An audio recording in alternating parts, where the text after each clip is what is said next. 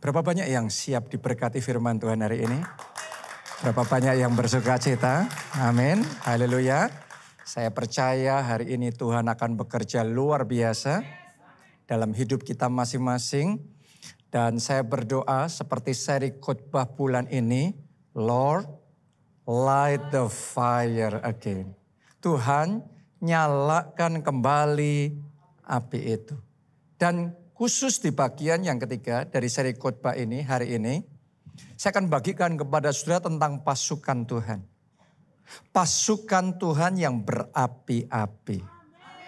Doa saya itulah saudara. Itulah kita semuanya. Amin. Ya, berapa tahun saudara sudah percaya sama Yesus? Berapa tahun saudara sudah ke gereja? Berapa tahun saudara sudah ikut Yesus?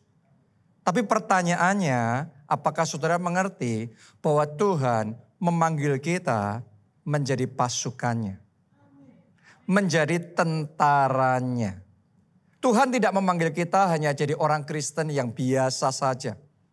Tuhan tidak memanggil kita hanya untuk duduk manis, pasif, dan tidak melakukan apa-apa. Bahkan Tuhan mempercayakan amanat agungnya kepada kita semua murid-murid Kristus. Kenapa? Karena Tuhan mau kita bangkit jadi tentara-tentara Allah. Saya berdoa jemaat keluarga Allah yang ada di tempat ini bukan orang biasa-biasa.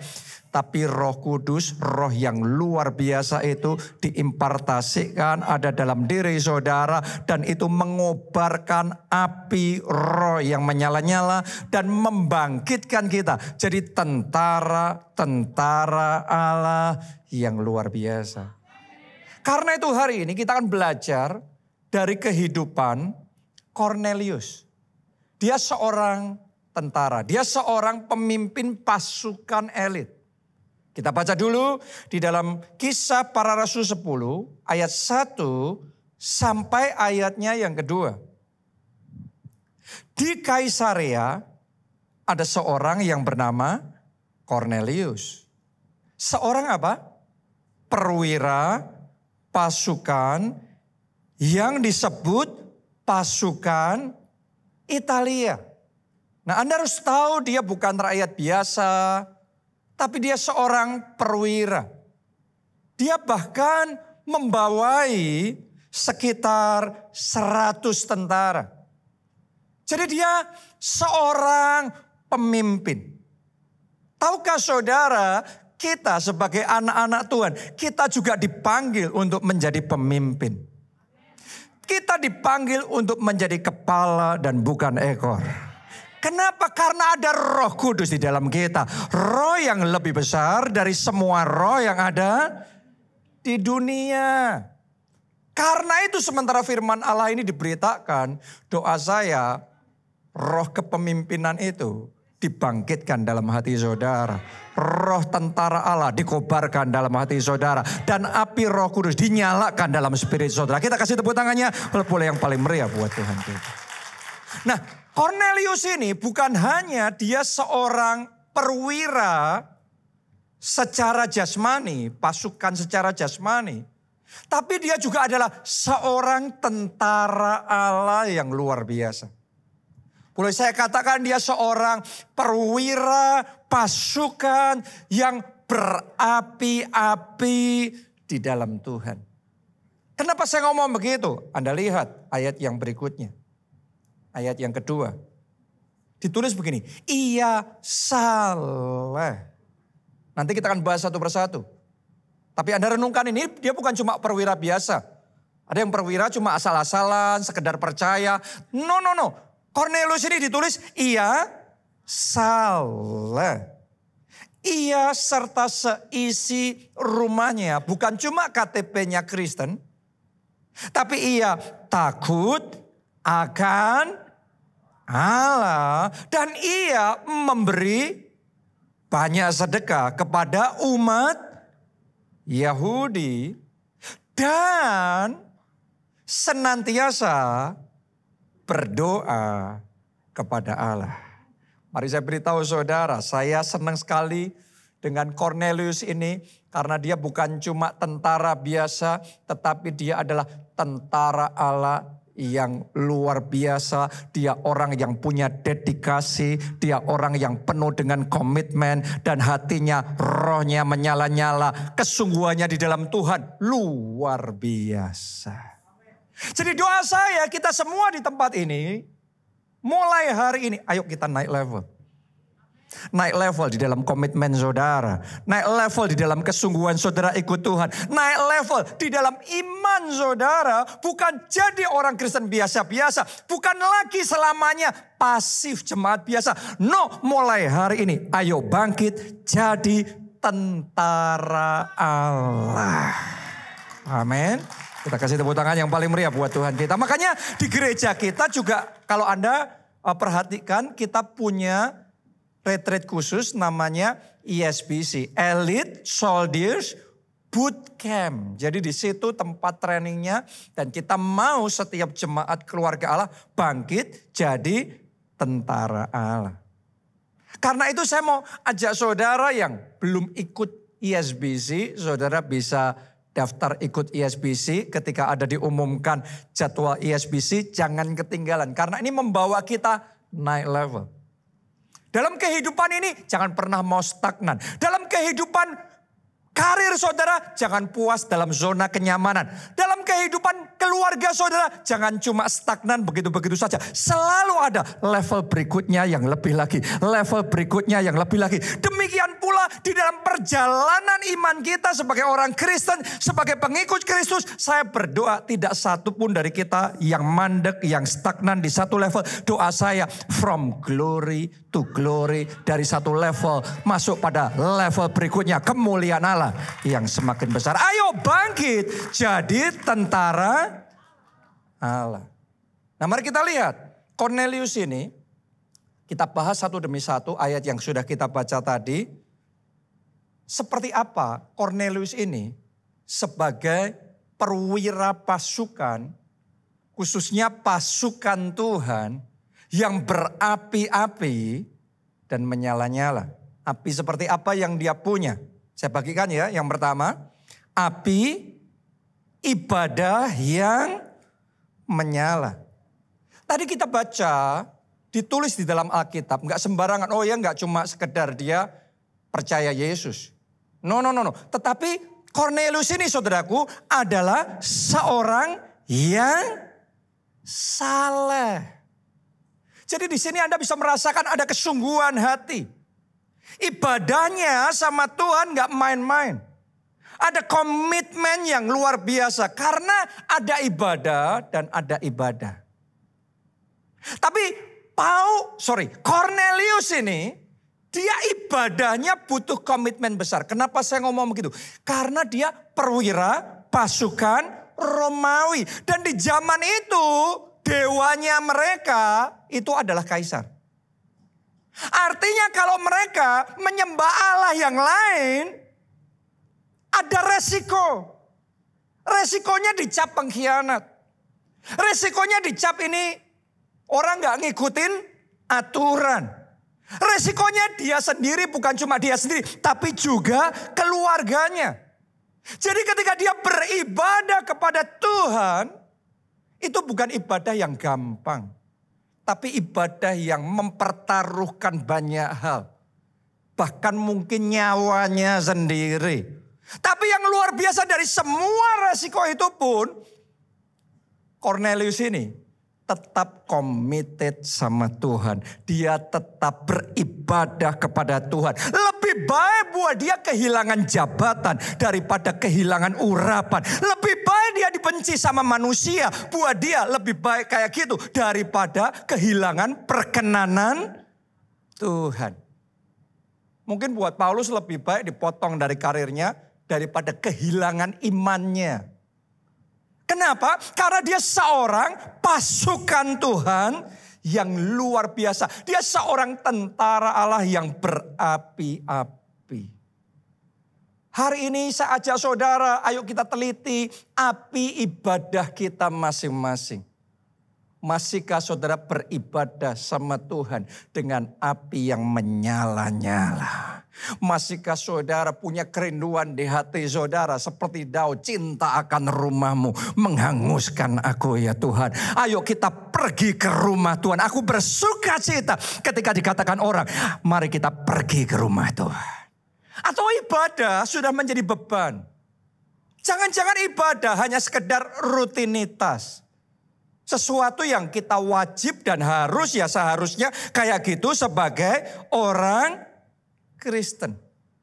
Tanpa kita sadar, api itu mulai meredup. Sebagian orang api itu sudah semakin padam. Hari ini apapun keadaan saudara, doa saya, Roh Kudus melawat kita masing-masing. Api yang dari surga itu kembali turun atas kita. Yang sempat padam, apinya dinyalakan kembali. Biarlah rohmu menyala-nyala dan layanilah Tuhan. Saya ketemu sama orang-orang yang apinya sempat padam. Yang apinya sempat padam seperti itu bukan cuma jemaat biasa. Termasuk hamba Tuhan. Saya ketemu sama hamba-hamba Tuhan yang punya nama besar, saya nggak perlu sebut namanya karena Anda pasti langsung tahu. Saya pernah mendampingi mereka ketika mereka kita undang di masa lalu ya. Kita undang. Dan kemudian saya waktu itu masih remaja. Dan saya mengalami kasih mula-mula. Saya haus banget akan lawatan Tuhan. Jadi karena mereka adalah hamba Tuhan senior yang saya percaya diurapi. Saya banyak tanya ini, tanya itu. Kenapa? Karena mereka sudah mengalami pengalaman-pengalaman yang luar biasa bersama dengan Tuhan. Tapi ketika saya tanya, dia kayak gak mood gitu. Dia kayak males jawabnya. Dia kayak merasa berat. Bahkan ada satu pendeta yang saya dampingi dan kemudian sepanjang perjalanan itu saya tanya ini. Saya tanya itu rahasia pengurapan. Wah saya bicara tentang kegerakan. Saya tanya banyak hal sama dia. Dan dia capek ngeladenin saya dan dia menjawab gini. Jonathan, satu pertanyaan yang terakhir saja. Dia malas banget bicara tentang kegerakan. Dia tidak tertarik lagi bicara tentang lawatan Allah. Masih khotbah loh. Masih pelayanan keliling dunia loh. Tapi the fire is no more. Apinya sudah padam. Sebaliknya, saya sudah bingung ya. Saya mendampingi mereka gitu, saya bingung mau ngomong apa ya. Saya pikir hamba Tuhan kan juga harusnya bicaranya tentang kegerakan, firman Tuhan, rema, pewahyuan. Tapi mereka nggak tertarik. Tapi minggu masih khotbah. Anda coba bayangin itu. Ya, akhirnya saya bingung, saya ajak ke mall. Gimana kalau kita ke mall?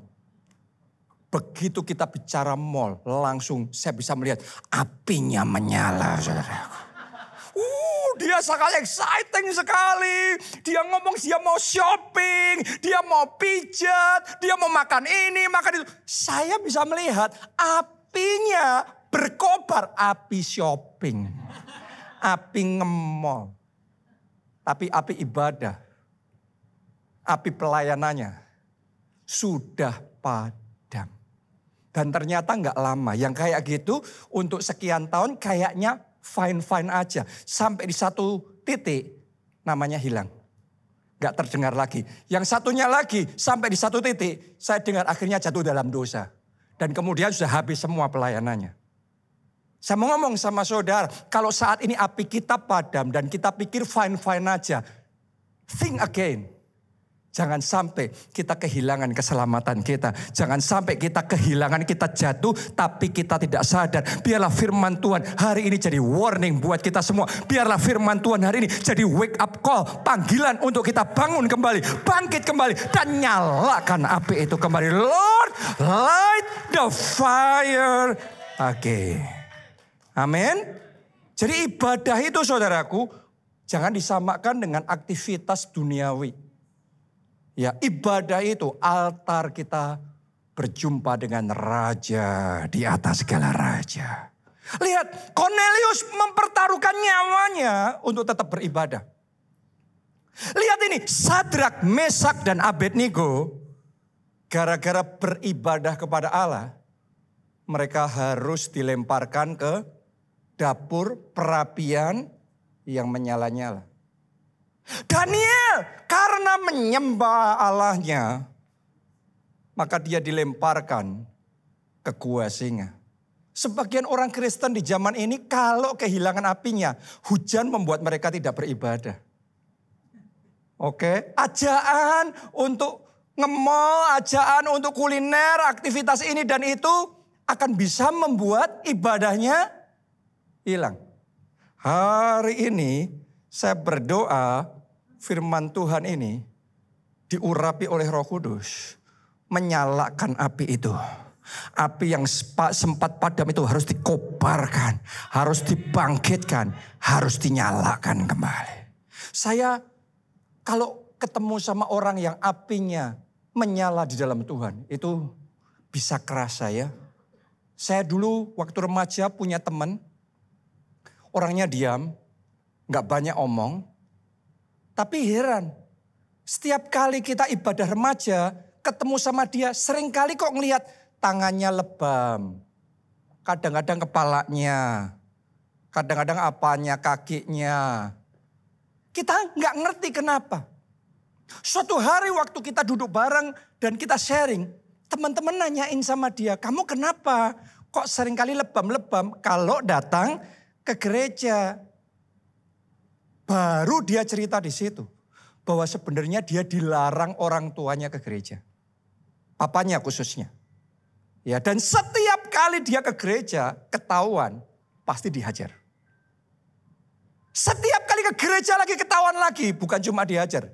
Diancam, dimarahin. Sampai ini anak perempuan saudaraku. Dicambuin sama bapaknya. Tapi yang luar biasa.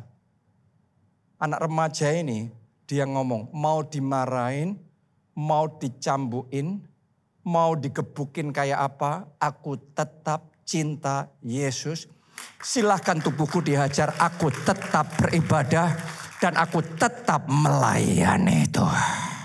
Itu apinya menyala. Dan doa saya berdoa api yang kayak gitu. Api cinta Tuhan yang seperti itu. Api komitmen untuk beribadah kepada Tuhan yang seperti itu. Saat ini dikobarkan kembali. Dinyalakan kembali di dalam hati saudara. Kita kasih tepuk tangannya pula yang paling meriah buat Tuhan kita. Anda yang selama ini hanya ikut ibadah onsite saja. Saudara harus hanya ikut online saja. Anda harus sadar loh. Beda loh ibadah online sama onsite. Coba saudaraku ya, Anda yang masih ibadah onsite. Dulu kelompok sel saudara onsite juga. Terus sejak pandemi kelompok sel saudara online. Lebih nyaman kan? Lebih gampang kan? Tapi Anda rasain kelompok sel saudara masih ada apinya enggak? Karena kalau online jujur aja kita ngomong sambil kelompok sel, sambil WhatsApp, sambil ini, sambil itu. Sehingga apinya turun. Hari ini saya mau ajak saudara, ayo nyalakan api kembali. Anda yang sudah selama ini jarang datang secara langsung ibadah di gereja. Saya doakan saudara, saudara berseru sama Tuhan. Lord, light the fire again. Tuhan, nyalakan api itu kembali. Aku tidak mau sekedar ibadah syarat-syarat sudah ibadah. Yang penting sudah ibadahkan. Yang penting online gak apa-apa kan. Sudah, bukan yang penting gak apa-apa. Tetapi yang penting rohnya berkobar-kobar. Menyala-nyala di dalam Tuhan. Tepuk tangannya yang paling meriah buat Tuhan kita. Amin. Ayo nyalakan kembali. Kelompok sel, nyalakan kembali apinya. Ibadah, nyalakan kembali apinya. Hidup kita pribadi, nyalakan kembali api saudara. Itu yang pertama. Yang kedua, Cornelius.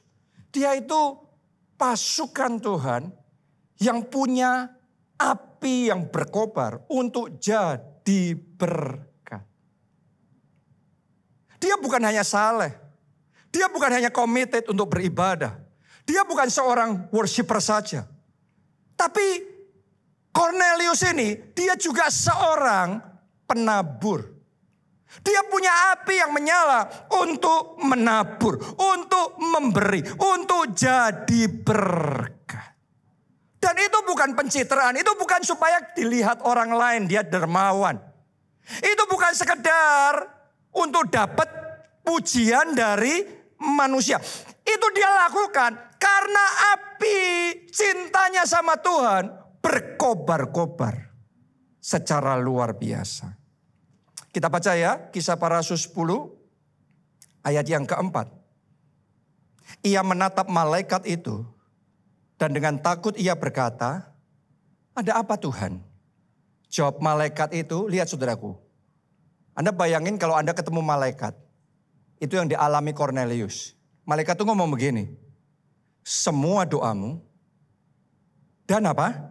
Sedekahmu telah naik ke hadirat Allah. Dan Allah mengingat engkau. Oh, banyak orang gak sadar. Kita pikir kalau kita bersedekah, bantuin yatim piatu, bantuin orang yang susah, terus hilang. No, Anda baca ini, malaikat memberitahu kebenaran itu. Ketika Cornelius bersedekah, secara jasmani di bumi manusia yang menerima. Tapi ternyata gak hilang begitu saja. Di surga persembahannya itu naik dan diterima oleh Allah. Setiap pemberian saudara, setiap taburan saudara, setiap benih yang Anda taburkan di dalam ladang Tuhan tidak sia-sia. Semuanya naik di hadapan Allah. Karena itu sayangin aja saudara, ayo kobarkan kembali api untuk jadi berkat, api untuk menabur. Keluarga saya adalah keluarga penabur. Jauh sebelum jadi pendeta loh ya. Waktu masih jadi orang Kristen biasa, jadi jemaat biasa. Waktu awal sejak bertobat, Pak Obaja itu begitu cinta sama Tuhan. Dia seorang pengusaha dan dia sering pakai pabriknya untuk menyablon traktat. Yang kemudian untuk dibagi-bagikan. Untuk bersaksi dan menyelamatkan jiwa. Dia juga suka menyablon kalender-kalender yang bisa dipasang di rumah-rumah. Kalender yang gambarnya Yesus. Dan dia pakai bisnisnya untuk menaburkan benih-benih.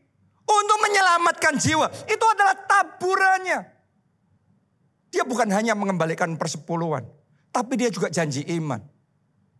Bukan cuma itu aja saudaraku. Dia ajarin kita semua sekeluarga.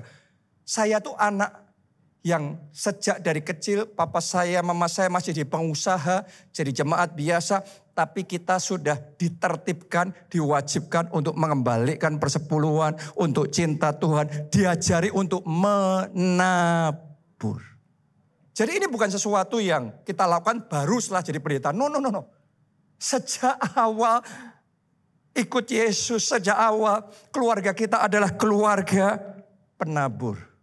Saya masih ingat ketika kemudian Tuhan panggil orang tua saya untuk menjadi hamba Tuhan. Ya, waktu itu gereja kita di Solo mau beli gedung bioskop untuk jadi gedung gereja. Gak ada dana. Jemaat yang ada semuanya menengah ke bawah semuanya. Orang-orang yang sangat sederhana sekali. Jadi apa yang dilakukan? Ya sudah, Tuhan tantang papa mama saya untuk basically give it all. Semua tabungan yang ada, semua perhiasan. Saya masih ingat waktu saya kecil, dulu perhiasan lengkap semua mama saya. Tapi di momen itu, setiap kali pergi ke resepsi, perhiasan emas ganti imitasi semuanya. Mobil yang baru dibeli, baru datang berapa hari sudah dijual lagi. Kenapa? Karena Tuhan bicara untuk pembelian gedung bioskop jadi gedung gereja. Saya masih ingat masa-masa itu.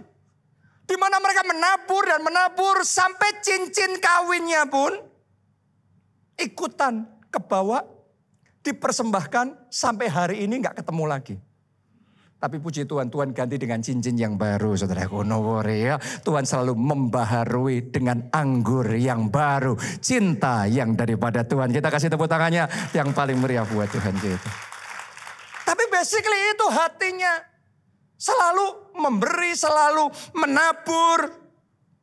Mereka memberi bukan dengan paksa, bukan dengan berat hati. Mereka memberi dengan burning spirit. Dengan api yang berkobar-kobar. Dengan api yang menyala-nyala. Seperti Kornelius ini. Tadi ditulis begini. Doamu dan sedekahmu telah naik ke hadirat Allah. Karena doa dan sedekahnya naik di hadirat Allah. Lihat kalimat berikutnya tadi. Ditulis apa? Dan Allah mengingat dia. Saya berdoa Allah mengingat saudara. Allah juga mengingat sedekah saudara. Allah mengingat petaburan saudara. Pemberian saudara. Setiap persembahan yang Anda bawa kepada Tuhan. Allah mengingat saudara. Karena diingat Tuhan itu enggak biasa loh. Diingat Tuhan itu mesti ada sesuatu yang spesial. Waktu Tuhan mengingat Nuh. Dia waktu itu ada di Bahtera. Sudah sekian lamanya terombang-ambing karena banjir besar itu. Begitu Alkitab mencatat Allah mengingat Nuh, maka air itu turun. Dan ada kelegaan yang luar biasa. Di Alkitab juga dicatat, Allah mengingat Rahel. Begitu tulis Allah mengingat Rahel, kandungannya yang tertutup. Maka terbuka. Wow. Allah mengingat bangsa Israel. Begitu Tuhan ingat bangsa Israel. Maka perbudakan Mesir yang sudah dari generasi ke generasi. Perbudakan itu dipatahkan. Dan tiba-tiba mereka mengalami kelepasan dan kemerdekaan yang luar biasa. Kenapa? Karena Tuhan mengingat mereka. Hari ini sementara Anda menyalakan kembali. Api jadi berkat. Api untuk memberi. Api untuk menabur. Doa saya Tuhan mengingat saudara. Tuhan mengingat keluarga saudara. Dan doa saya pintu-pintu akan terbuka. Doa saya semua belenggu akan dipatahkan. Doa saya akan ada kemerdekaan yang luar biasa. Akan ada kelepasan dan kemenangan yang dahsyat. Yang Tuhan kerjakan di dalam hidup saudara. Karena itu ayo bangkitkan kembali api menabur. Menabur itu saudaraku bukan cuma sekali gebrak, sekali nabur dulu pernah. Sekarang jadi mantan penabur. Banyak orang ceritanya dulu menabur. Tapi tahukah saudara penabur di dalam Tuhan itu adalah penabur yang gaya hidupnya menabur. Dan itu penuh dengan tantangan karena kita semua tahu yang namanya menabur kalau enggak jaga hati kadang kecewa. Saya dulu gitu, saya suka bantu orang. Tapi saya menemui orang-orang yang paling banyak saya bantu justru yang kemudian berbalik dan dalam tanda kutip mengkhianati. Akhirnya itu apa? Mengecewakan hati. Untuk sesaat saya pernah ngalami di mana saya sudah malas menabur. Malas bantu orang. Capek sudah. Karena selalu dikecewakan. Ada nggak dari saudara yang sempat ngalami seperti saya? Ada nggak dari saudara yang dulu luar biasa giat dalam memberi menabur. Tapi sekarang males lah ngapain. Jadi kita jadi mantan penabur. Saya pernah jadi mantan penabur. Jadi menabur itu nggak gampang. Menabur itu penuh dengan tantangan. Anda masih ingat nggak? Perempuan yang membawa minyak narwastu yang mahal harganya. Dia menabur. Tapi yang nyerang murid Yesus sendiri. Jadi menabur buat Tuhan itu kadang-kadang banyak tantangannya karena itu banyak orang jadi mantan penabur.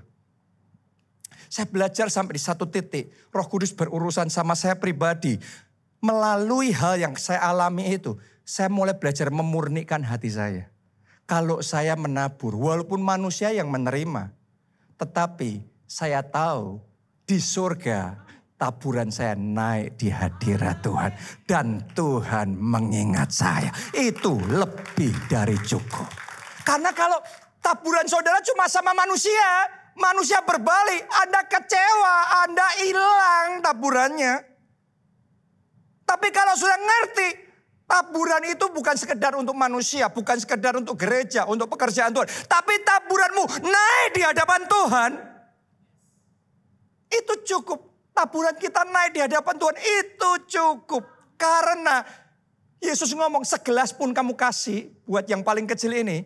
Itu sama seperti kamu ngasih buat aku. Artinya gini, sedikit pun yang kita taburkan tidak akan terlewat, akan tercatat di surga, akan ada perhitungannya di hadapan Tuhan, dan Tuhan mengingat kita. Tuhan mengingat saudara, Tuhan mengingat keluarga saudara, Tuhan mengingat keadaan saudara, dan saya berdoa Tuhan mengingat doa-doa saudara. Tuhan membukakan jalan-jalan dalam hidup saudara. Tuhan menyatakan belas kasihannya, kuasanya dalam hidup saudara. Boleh katakan amin dan tepuk tangannya boleh yang paling meriah buat Tuhan. Amin. Tuhan mengingat saudara. Sekarang yang ketiga, Cornelius. Dia pasukan Tuhan yang berapi-api. Yang ketiga, api doa puasanya menyala-nyala. Saudaraku, doa bukan sekedar aktivitas. Doa adalah senjata. Banyak orang gak sadar. Puasa bukan sekedar diet. Tapi puasa adalah ledakan rohani. Yang kita perlu alami dalam kehidupan kita. Mari kita baca Kisah Para Rasul 10 ayat yang kedua. Berkata, Cornelius senantiasa berdoa kepada Allah. Itu bagian terakhir. Dia bukan cuma berdoa, tapi dia senantiasa berdoa. Dia konsisten berdoa. Dia punya api yang menyala-nyala di dalam berdoa. Semua orang Kristen berdoa, tapi mayoritas berdoa tanpa api. Cornelius doanya ada apinya. Dan dia senantiasa berdoa. Kerinduan saya buat saudara semua yang ada di tempat ini. Setiap minggu, setiap hari Anda berdoa. Doa saya mulai hari ini, api yang dari Tuhan dinyalakan kembali. Sehingga dari surga pun bisa kerasa ada api di dalam doa saudara. Yang luar biasa saudaraku, ya, Rasul Paulus, Cornelius. Cornelius ini bukan cuma berdoa, tapi dia juga berpuasa. Mungkin Anda ngomong, Pak, gak ada tulisannya berpuasa. Di mana tulisannya berpuasa? Kita baca ya, sekarang ayat 30. Jawab Cornelius, 4 hari yang lalu, kira-kira pada waktu yang sama seperti sekarang, yaitu jam 3 petang, aku sedang berdoa di rumah. Tiba-tiba ada seorang berdiri di depanku, pakaiannya berkilau-kilauan. Gak ada kan kata puasa? Tapi tahu gak saudaraku, kadang-kadang ya manusia menerjemahkan tuh ada miss-nya juga ya.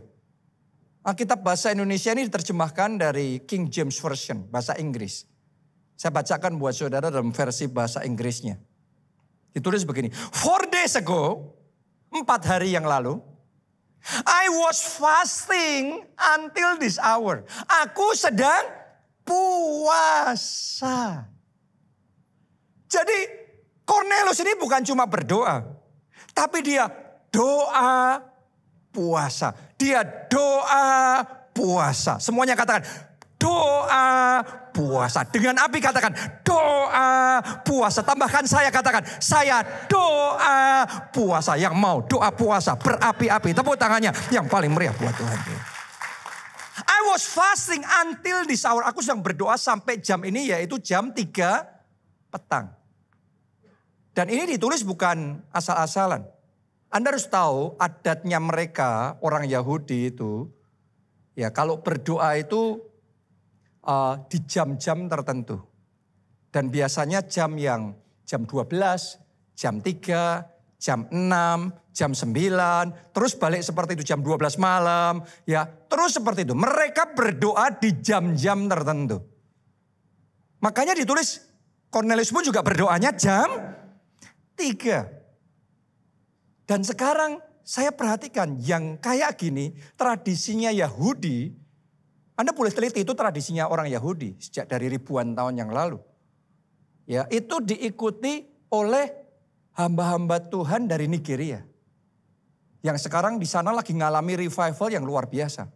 Mereka itu selalu menjaga spirit mereka dengan mempertahankan kehidupan doanya itu terus secara konsisten di waktu-waktu tertentu. Mereka pastikan, mereka berdoa. Bahkan mereka berdoanya menyala-nyala. Mereka doanya dengan doa puasa. Saya mau ngomong begini sama saudara. Kalau Anda doa puasa, itu tidak biasa-biasa. Kalau Anda doa puasa, itu akan membukakan Anda dimensi yang belum pernah Anda alami sebelumnya di dalam kehidupan saudara. Dimensi supernatural, dimensi ilahi yang hanya bisa kita masuki melalui doa puasa. Anda akan lihat nanti, mata rohani saudara jadi terbuka. Pendengaran roh saudara jadi peka. Kita baca ya, yang dialami oleh Kornelius dari Kisah 10 ayat yang ketiga. Lihat ini, dalam suatu penglihatan, lihat ini, tiba-tiba dapat apa? Penglihatan, kira-kira jam 3 petang. Lagi saudaraku, jelas tampak kepadanya seorang malaikat Allah masuk ke rumahnya dan berkata kepadanya, Kornelius, dan dia dengar. Dia ngeliat dan dia dengar in the spirit, dalam roh. Banyak orang Kristen ngomong, aku doa mau dengar suara Tuhan, tapi nggak pernah dengar. Aku kepengen dapat penglihatan, nggak pernah dapat. Hari ini saya mau katakan sama saudara, doa puasa. Doa puasa. Dan kalau Anda doa puasa, jangan cuma melakukan secara jasmani. Lakukan doa puasa rohani. Dari hati, bukan cuma nahan nggak makan. Tapi Anda sedang mengobarkan roh saudara.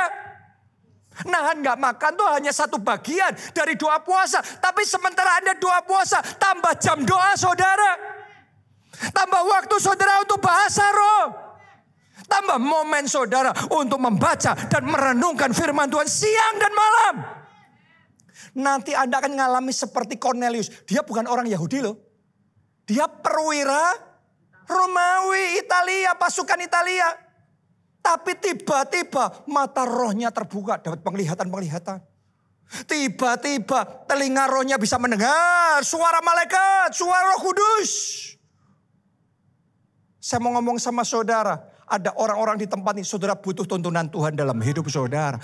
Anda harus mengambil keputusan di dalam karir saudara. Anda pilih pekerjaan yang mana. Ada juga di sini mungkin yang sedang di antara pilihan memilih pasangan hidup di dalam hidup saudara. Itu sangat menentukan. Anda butuh petunjuk Tuhan. Anda tidak bisa menjalani hidup ini hanya nebak-nebak. Banyak orang nebak-nebak. Anda sudah nebak berapa kali dan gagal berapa kali. Tapi kalau saudara mendengar suara Tuhan, Anda bisa melihat visi yang daripada Tuhan. Anda ikut itu, Anda akan melihat urapannya bekerja, penyertaannya akan nyata, dan mujizatnya dimanifestasikan dalam hidup saudara. Karena itu, ayo doa puasa. Doa puasa. Saya sendiri ngerasain doa puasa tahun ini.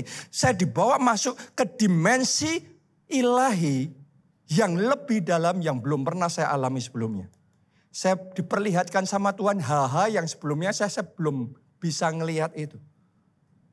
Tapi saya ajak saudara semuanya ngalami itu. Sehingga Anda nggak nganggap Alkitab itu dongeng. Anda nggak nganggap kesaksian-kesaksian orang lain itu cuma sesuatu yang abal-abal. No. Tapi Anda bisa mengalami itu secara pribadi dalam hidup saudara. Seperti Kornelius, dia bukan orang Yahudi. Tetapi dia mengalami itu. Perjalanan pribadi bersama dengan Roh Kudus. Anda juga bisa mengalaminya. Doa saya mulai hari ini roh saudara dikobarkan dan dinyalakan melalui doa puasa. Tepuk tangannya boleh yang paling meriah buat Tuhan kita. Yang sudah ikut doa puasa lanjut terus ya. Jangan padam, jangan berhenti di tengah jalan. Nyalakan itu. Anda yang belum ikut doa puasa, tapi hari ini Anda tahu bahwa Roh Kudus sedang bicara sama saudara. Saya ajak mulai besok Anda doa puasa. Hitung 40 hari aja jalan. Ada harga yang harus dibayar. Emangnya fotografer cuma jepret gitu. Kenapa kok dibayar mahal? Yang profesional. Kan anak TK pun bisa jepret. Semua orang bisa jepret. Sama-sama bisa jepret.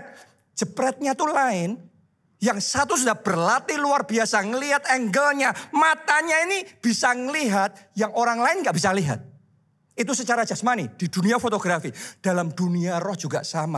Ada harga yang harus kita bayar. Untuk kita bisa melihat dalam roh. Mendengar suara Roh Kudus. Dan bergerak di dalam ketepatan ilahi. Itu ada harga yang harus dibayar. Harganya ketaatan.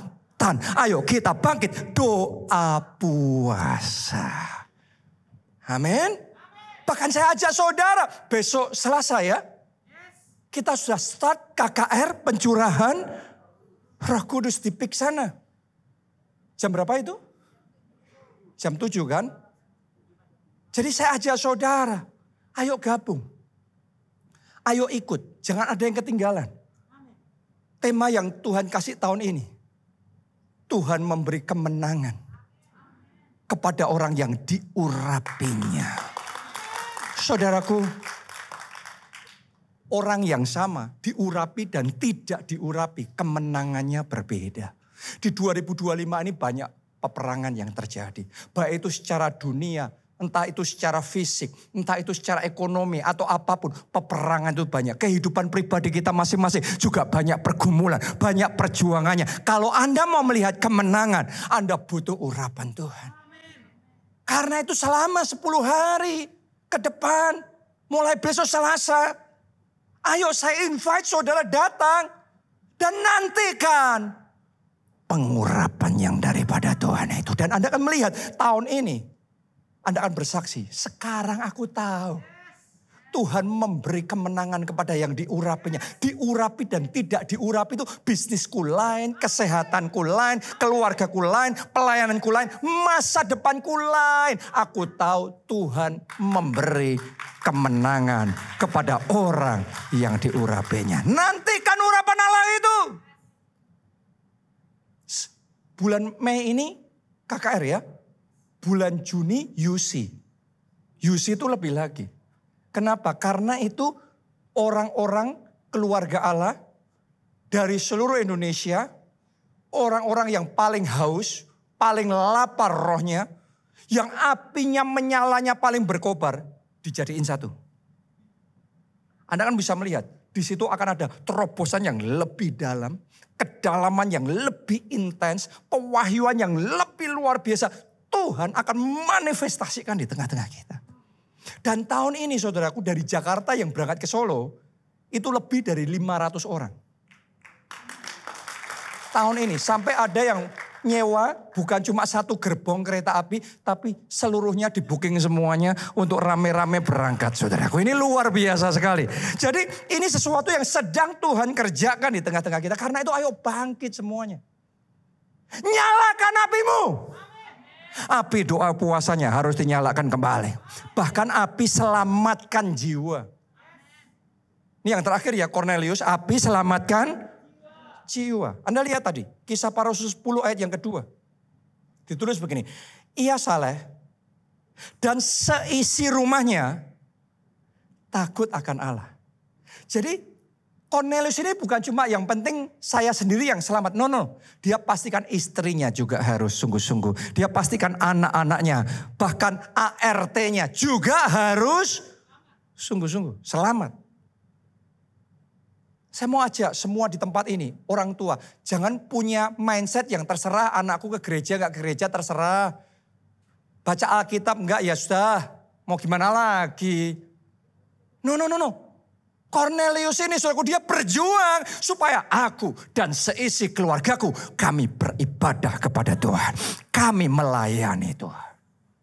Bukan cuma berhenti sampai di situ aja. Anda lihat nih ya, hatinya untuk menyelamatkan jiwa tuh lihat nih. Ayat 24. Ayat terakhir ini. Dan pada hari berikutnya sampailah mereka di Kaisarea. Cornelius sedang menantikan mereka. Ini Petrus mau datang menyampaikan firman ke rumahnya Cornelius. Dia menantikan mereka dan ia telah memanggil sanak saudaranya dan sahabat-sahabatnya berkumpul. Jadi buat Cornelius keselamatan itu nggak boleh hanya untuk diri sendiri. Dia berjuang gimana caranya. Bukan cuma orang-orang di rumahnya. Tapi family-family yang lain, sepupunya, keluarga besarnya, teman-teman, sahabat-sahabatnya. Dia ajak mereka. Dia berjuang gimana caranya, dia hubungi mereka.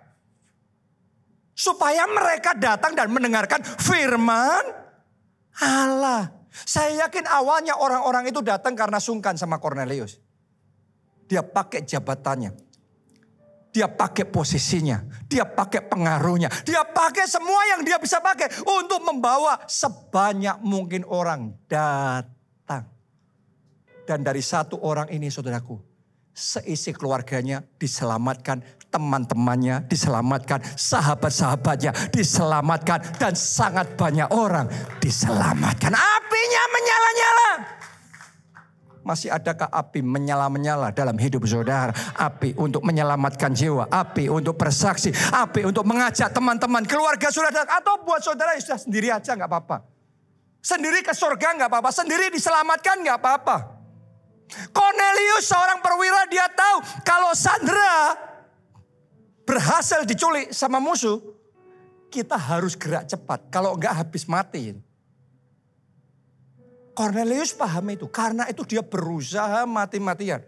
Gimana caranya supaya jiwa-jiwa yang terhilang dijangkau dan diselamatkan. Oh, saya berdoa api roh yang kayak gitu menyala dalam hati saudara. Anda pakai pengaruh saudara, Anda pakai koneksi saudara, Anda pakai akun sosial media saudara, Anda pakai WhatsApp saudara, Anda pakai motor saudara, Anda pakai mobil saudara, Anda pakai jabatan saudara, Anda pakai semua yang Tuhan kasih dalam hidup saudara untuk menyelamatkan jiwa.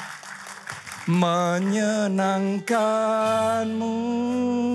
Mari bangkit berdiri semuanya. Dengan api yang berkobar dalam hati. Nyanyikan lagu ini. Bukan kosong, bukan hampa. Api itu berkobar. Tuhan, hati kami terbakar oleh api cinta-Mu. Amin, amin, amin. Menyenangkanmu. Angkat dua tanganmu saudaraku. Angkat dua tanganmu dari hati itu. Biar ada doa, Lord. Light the fire again. Bawaku dekat di hatimu. Again and again and again. Katakan menyenangkanmu. Menyenangkanmu.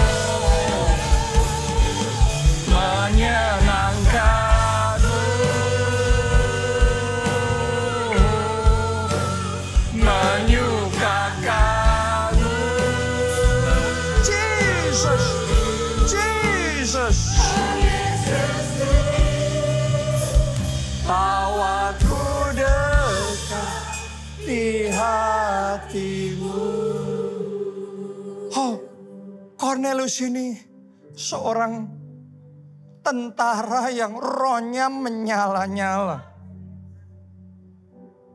Saya ajak kita semua doa sama Tuhan, Lord light the fire again.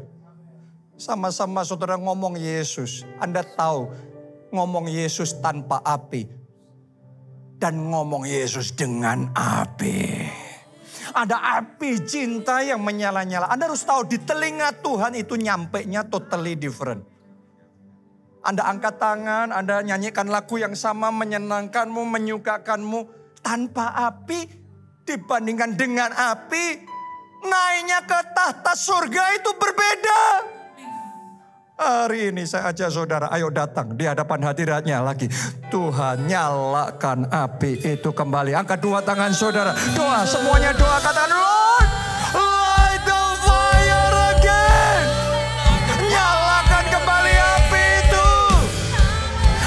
sempat padam itu, nyalakan kembali, kobarkan kembali. Api ibadah itu, nyalakan kembali. Api pelayanan itu, nyalakan kembali. Api cinta kepada Tuhan, kobarkan kembali.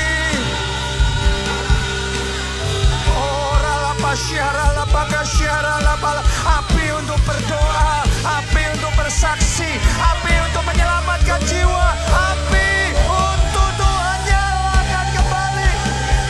Lord, light the fire again.